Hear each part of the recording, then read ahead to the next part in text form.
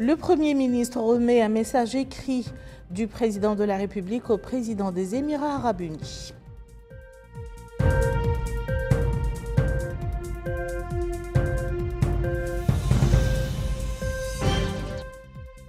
Le président de l'Assemblée nationale passe en revue avec le président du Conseil suprême d'État en Libye les moyens de renforcer les relations bilatérales entre les deux pays frères.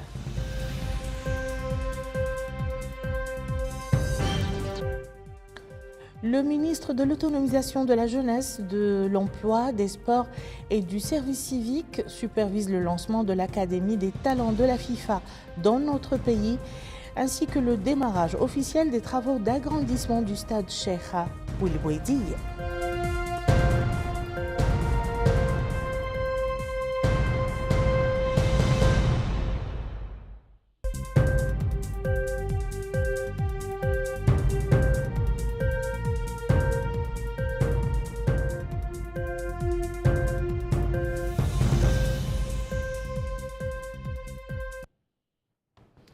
Madame, Monsieur, bonsoir et bienvenue dans le journal. Le Premier ministre Mokhtar Ould Diaye a remis ce mercredi un message écrit du président de la République, Mohammed Ould Cheikh Al Ghazouani, à son frère, son Altesse Cheikh Mohammed Ben Zayed Al Nahyan, président des Émirats arabes unis. Le message traite des relations fraternelles entre les deux pays et des moyens de les renforcer à différents niveaux. Le Premier ministre a transmis au président des Émirats arabes unis les salutations du président de la République, Mohammed Ould Cheikh Al Ghazouani. Son Altesse, à son tour, a chargé le Premier ministre de transmettre ses salutations à son Excellence le président de la République et ses vœux de progrès et de développement pour la Mauritanie et son peuple. Une délégation parlementaire libyenne, l'actualité parlementaire, je vous le disais dans les titres, marquée ce mercredi à Nouakchott par l'entrevue que le président de l'Assemblée nationale, Mohamed Bamba Maguette, a eue avec le président du Conseil suprême d'État en Libye, Mohamed Meftah Takalla. Les présidents des deux chambres parlementaires ont eu un entretien suivi d'une réunion élargie aux membres des deux délégations, d'une visite de l'hémicycle et de sa chaîne de télévision. Récit de Yad Alifal. C'est dans le cadre du renforcement de la coopération entre la Libye et notre pays qu'entre cette visite. Le président de l'Assemblée nationale, M. Mohamed Bamba Maguette, a prononcé un discours dans lequel il est revenu sur les relations fraternelles entre les deux pays. Il a souhaité la bienvenue à la délégation. Les relations fraternelles entre la Mauritanie et la Libye datent, a dit le président de l'Assemblée nationale, de la nuit des temps. Et la coopération touche tous les domaines. Le président de l'Assemblée nationale a souligné que la concertation entre les responsables des deux peuples est une vieille tradition. Il a rappelé que les relations entre les deux pays se renforcent chaque jour davantage. Le président du Haut Conseil libyen a dit toute sa joie de venir dans sa seconde patrie. Il a déclaré à cet effet que cette visite rentre dans le cadre du renforcement de la coopération entre la Libye et la Mauritanie et qu'elle a une signification particulière vu des relations entre les deux peuples mauritaniens et libyens. Il a déclaré que les deux pays sont liés par d'importantes et solides relations religieuses, culturelles et des liens de sang. Nous sommes deux peuples très proches l'un de l'autre, a-t-il dit. Une bonne nouvelle pour les jeunes Mauritaniens qui veulent développer leur talent de footballeur. L'opportunité leur est désormais par le biais de l'Académie des talents de la FIFA, dont les activités ont été lancées hier soir par le ministre de l'Autonomisation de la Jeunesse, de l'Emploi, des Sports et du Service civique. Ce n'est pas tout. Mohamed Abdallah Louli a par la même occasion donné le coup d'envoi des travaux d'agrandissement du stade Cheikh Ouelboidi. Le point avec Bokar Belaba. Le mardi 25 février marque une étape historique pour le football mauritanien avec deux événements majeurs. Le premier événement a consisté à la pose de la première pierre de l'agrandissement du stade Cheikh Ouelboidi, marquant le début des travaux qui porteront sa capacité de 8 000 à plus de 16 000 places, accompagné de nombreuses autres améliorations. Le second événement est le lancement de la FIFA Talent Academy en Mauritanie, qui sera la première du genre en Afrique. Une académie qui consistera le point de départ d'un projet ambitieux visant à créer 75 autres académies dans le monde d'ici 2027. Ces deux événements de grande envergure se sont déroulés en présence du ministre de l'autonomisation de la jeunesse, de l'emploi, des sports et des services civiques, Mohamed Abdallah Oudouli, du ministre délégué auprès du ministre de l'économie et des finances chargé du budget, Kojoro Moussa Nguenor, du président de la Fédération mauritanienne de football, Ahmed Yahya, une délégation de haut niveau de la FIFA et de plusieurs présidents de fédérations de football de pays africains.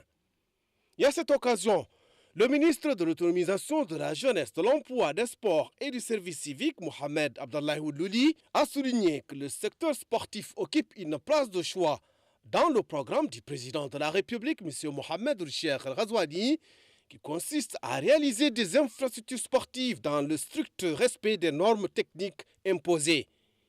Et il a indiqué que la FIFA est un partenaire stratégique et un acteur clé dans le développement du football, et la sélection de l'Académie de la Fédération de football de Mauritanie comme première académie des talents de la FIFA en Afrique est un grand honneur pour la Mauritanie. Pour la Fédération mauritanienne de football, la mise en œuvre de ces deux projets reflète la qualité des relations entre l'instance fêtière du football mauritanien et la FIFA. La Mauritanie est honorée de vous recevoir aujourd'hui en ce moment solennel qui marque une étape importante dans la vie de notre fédération et de notre football. En effet, à travers le choix de notre académie comme FIFA Talent Academy, la FIFA témoigne ici d'une autre marque de confiance à l'égard de notre pays et de notre football. Grâce à cette nouvelle posture, notre académie sera désormais en mesure de contribuer à l'émergence de nouvelles générations de footballeurs, ayant subi une formation sportive académique et un cursus scolaire studieux, capable de représenter dignement notre pays dans les compétitions internationales, mais aussi des hommes suffisamment accomplis et armés pour affronter toutes les difficultés de la vie et donner la meilleure image du talent et des capacités du joueur africain. Toutes nos modestes réalisations tout au long de ces années de présence à la tête de notre football ne sauraient être sans le soutien indéfectible et constant de nos pouvoirs publics et à leur tête le président de la République, son Excellence, M. Mohamed Cheikh El Ghazouani. Ainsi, la FIFA a exprimé sa fierté d'être aux côtés de la Fédération de football de Mauritanie pour façonner un avenir radieux pour le sport dans notre pays. Le football, c'est ça, Président. Ahmed, c'est ça. En 2016, tu as cru au projet de la FIFA, tu as cru au projet Forward, tu as cru en Véron qui était là aussi présent.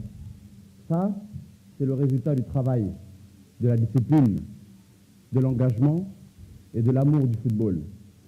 À vous tous, aux académiciens, aux jeunes joueurs, aux membres de l'encadrement, je vous demande une chose.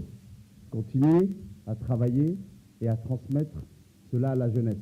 Moi, votre petit frère, je vous remercie. Et demain, eux, quand ils iront en Coupe du Monde, très certainement, ils vous remercieront et ils seront fiers. L'objectif de la Talent Academy en Mauritanie est le même que celui de toutes les autres académies reconnues par la FIFA. Développer les meilleurs joueurs et structurer un parcours de développement des talents à long terme. La première phase, c'est l'identification du talent. Il faut choisir. De haut niveau, l'élite, ce n'est pas toujours facile, parce que parfois il y a des choix à faire.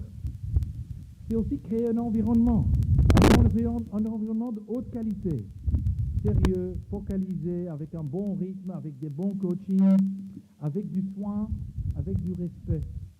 Mais aussi, c'est de l'infrastructure. Souvent, les gens pensent académie, c'est infrastructure. Et infrastructure est très importante. Ce que vous voyez ici, c'est pas bien, c'est pas très bien, c'est hyper bien.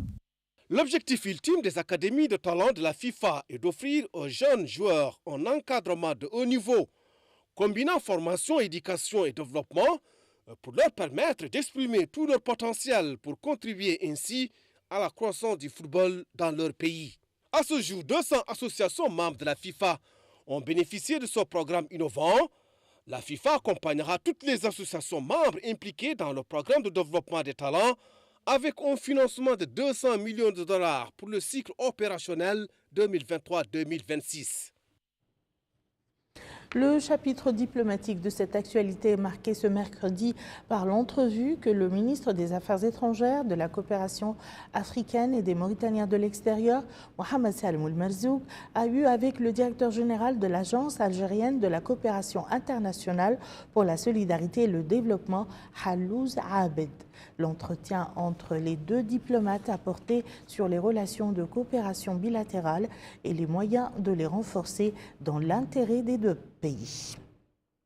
Le chef de la diplomatie, Mohamed Salim Merzouk, accompagné du ministre délégué auprès du ministre de l'économie et des finances chargé du budget, Kodioro Ngenor, et d'autres personnalités de l'État, a par ailleurs représenté le gouvernement à la réception organisée par l'ambassadeur de l'État du Koweït dans notre pays à l'occasion du 64e anniversaire de sa fête nationale. Abder Makad Doseri a souligné à cette occasion que l'organisation de cette cérémonie en Mauritanie est une preuve évidente de la profondeur des relations bilatérales entre les deux pays frères. Il a ajouté que ces relations reposent sur des bases solides de respect mutuel et de coopération constructive et qu'elles ont connu un développement remarquable dans divers domaines. Le diplomate koweïtien a fait savoir que les deux pays frères partagent une histoire commune et des vues identiques sur les questions régionales et internationales, notamment celles liées aux questions arabes, en particulier la cause palestinienne. Il a souligné que ce qui unit la Mauritanie et le Koweït est plus que des relations diplomatiques, mais un lien fraternel basé sur la solidarité et la coopération dans divers domaines. Le ministère de l'économie et des finances a organisé aujourd'hui à Nouakchott un atelier sur la revue annuelle conjointe du Programme national de développement du secteur de l'éducation. Cet atelier constitue un cadre d'échange et de concertation dans le domaine de l'éducation en vue de capitaliser les acquis de recherche des solutions efficaces et de formuler des recommandations scientifiques. Mohamed Khattat nous en dit plus. C'est un atelier qui porte sur la revue annuelle conjointe du Programme national de développement du secteur éducatif en vue de capitaliser les acquis, de rechercher des solutions efficaces et de formuler des recommandations scientifiques. L'occasion pour le ministre délégué auprès du ministre de l'économie et des finances chargé du budget, M. Kodioro Moussa Ngenor, de souligner que l'histoire nous apprend que l'avenir reste l'apanage des nations qui ont décidé, avec détermination et rigueur, d'investir dans l'éducation et le savoir. Expliquant que son Excellence le Président de la République, M. Mohamed Ould Cheikh Al-Qazouani, a placé l'éducation au premier plan de son programme « Mon ambition pour la nation » dans le but d'améliorer les performances de notre système éducatif pour le sortir de la léthargie et le mettre sur les rails de la modernité et de la concurrence. Il s'agit là d'un engagement, dit-il, fort qui a garanti à chaque enfant mauritanien d'accéder à une éducation de qualité lui permettant de briller et de contribuer au développement économique et social du pays. C'est pourquoi, ajoute-t-il, le gouvernement du Premier ministre, M. Mokhtar Ould Diaye, s'emploie à réaliser concrètement et de façon réussie la réforme du système éducatif national dont la pierre angulaire est l'école républicaine. Il a rappelé que le système éducatif est tenu de répondre aux exigences du développement durable et de la modernisation du pays, conformément à la loi directive 023-2022. De son côté, le représentant du Fonds des Nations Unies pour l'enfance, UNICEF, coordinateur des partenaires techniques et financiers du programme éducation, M. Kabir Alaoui, a déclaré. Je voudrais en cette occasion d'abord féliciter le gouvernement de cette démarche très sérieuse de prendre le temps de revoir et d'évaluer les bilans d'un programme aussi important et qui représente l'une des priorités centrales du gouvernement et qui a été renouvelée par le discours de son Excellence, Monsieur le Président, discours d'investiture que nous avons suivi et entendu de manière très sérieuse et évidemment une priorité qui a été réitérée avec engagement dans la politique générale du gouvernement. L'éducation est au cœur du développement, on ne pourrait le redire et le rappeler. L'éducation représente la base des transformations que la Mauritanie est en train d'engager. Nous sommes convaincus que c'est la voie du changement et c'est avec l'éducation qu'on crée et qu'on développe les nations.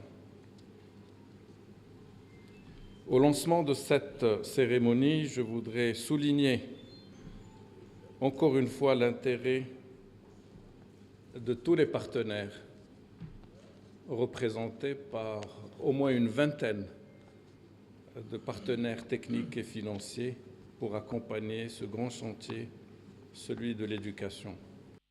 L'atelier a été l'occasion pour les participants de suivre un exposé sur les composants du programme national de développement du secteur de l'éducation, les résultats financiers et matériels pour 2023 et 2024 et les perspectives pour 2025, ainsi que les formules de référence pour le développement du secteur de l'éducation. Le délégué général de Ta'azur poursuit ses concertations avec les élus sur les meilleures voies garantissant la réussite du programme Ta'amir Moudoun Ta'azur.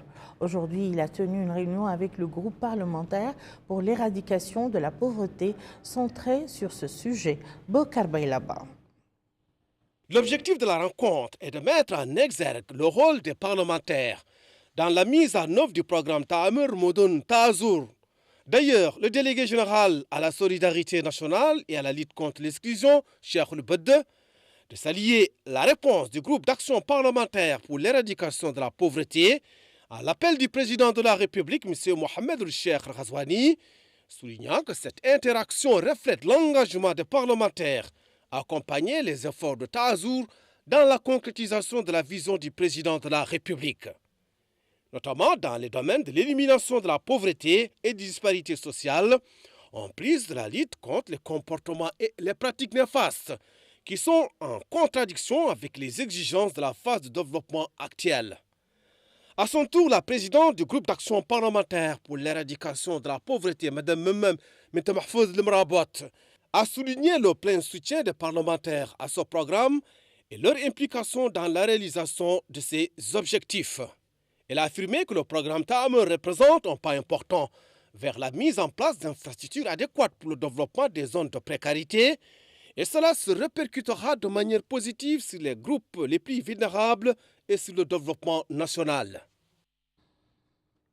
La participation des femmes et des jeunes au processus électoral pour la période 2023-2024 en termes de chiffres, de défis et de perspectives au menu d'un atelier organisé ce matin par la CENI, la Commission électorale nationale indépendante, en collaboration avec la Fondation internationale des systèmes électoraux. Les participants à l'atelier ont planché sur la participation des femmes et des jeunes aux élections électorales passées et les défis qui se dressent devant ces deux franges d'électeurs. Fatimata D.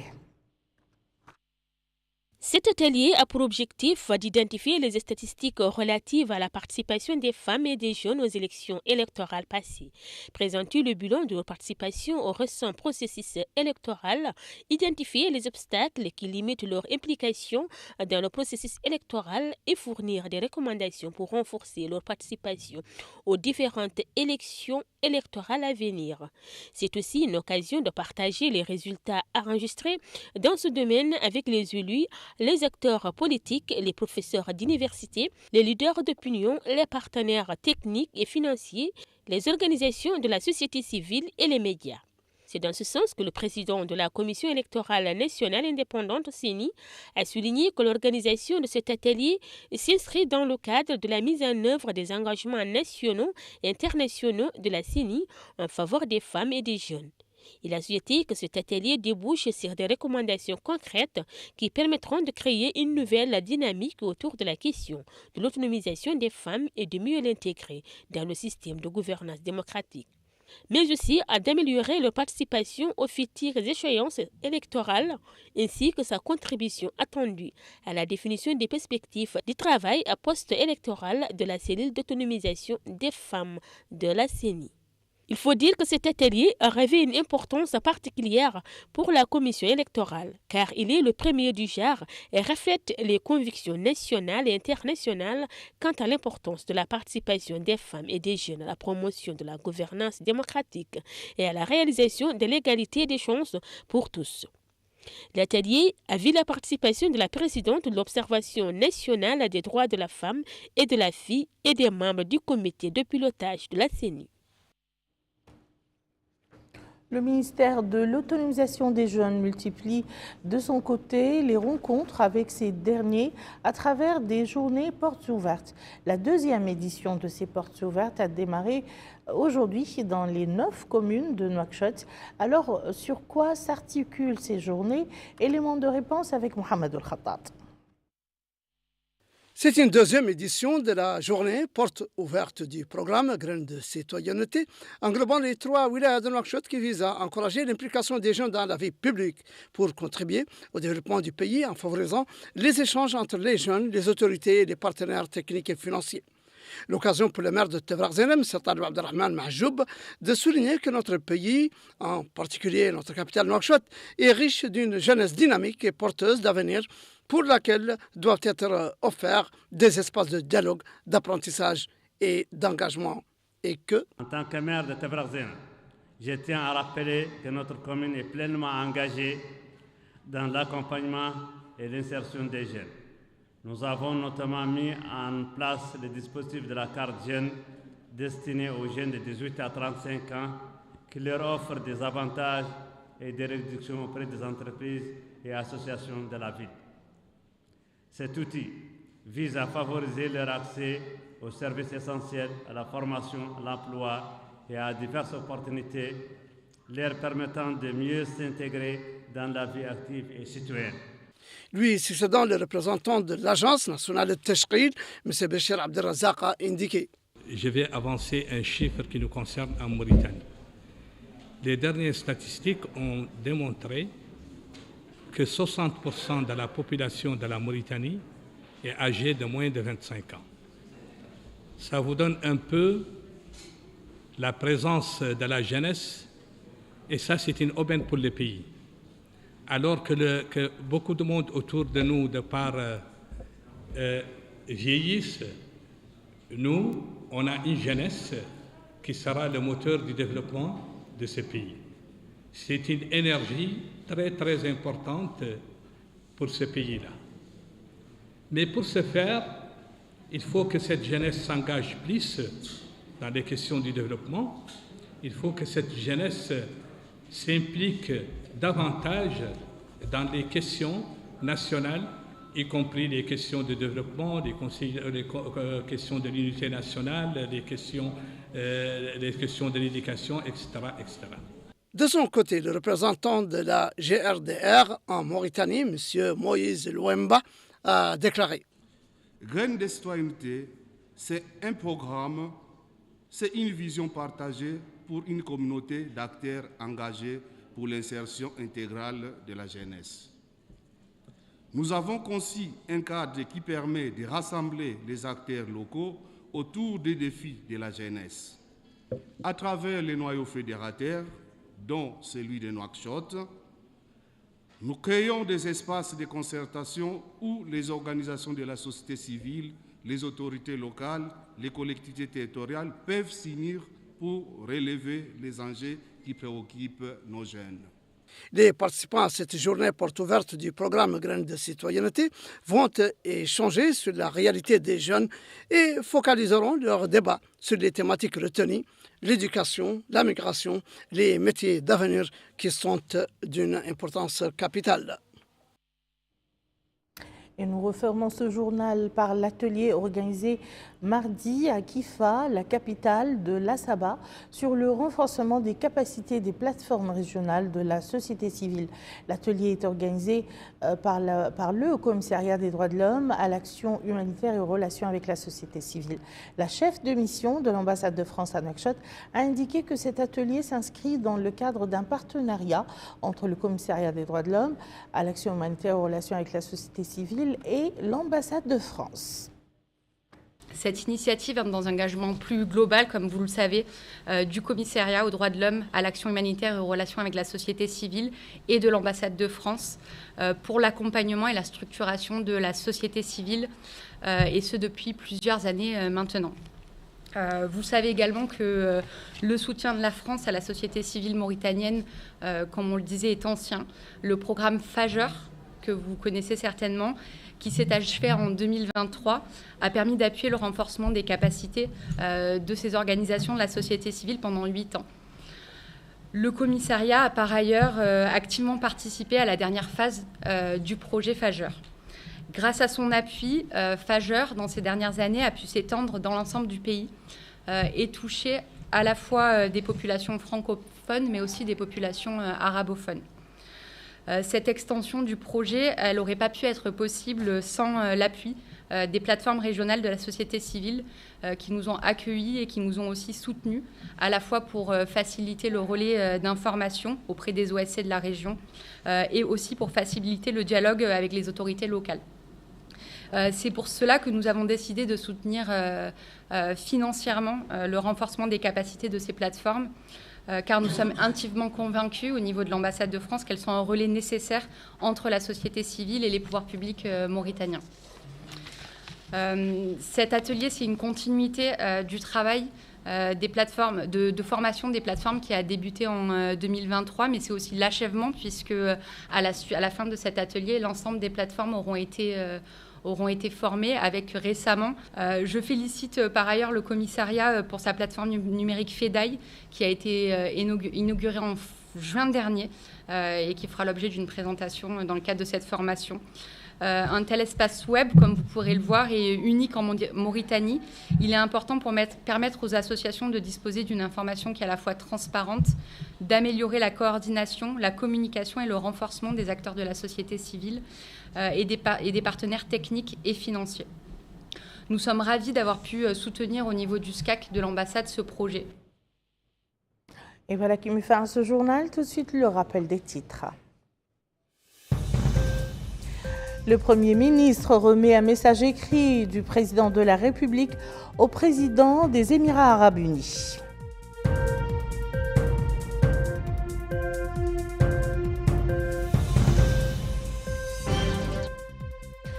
Le président de l'Assemblée nationale passe en revue avec le président du Conseil suprême d'État en Libye les moyens de renforcer les relations bilatérales entre les deux pays frères.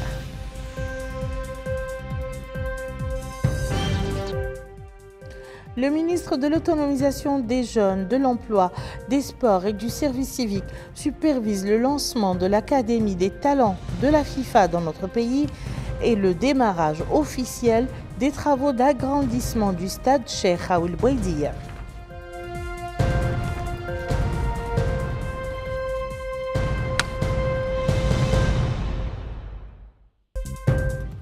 Merci, Madame, Monsieur, de nous avoir suivis. À très bientôt, Inch'Allah.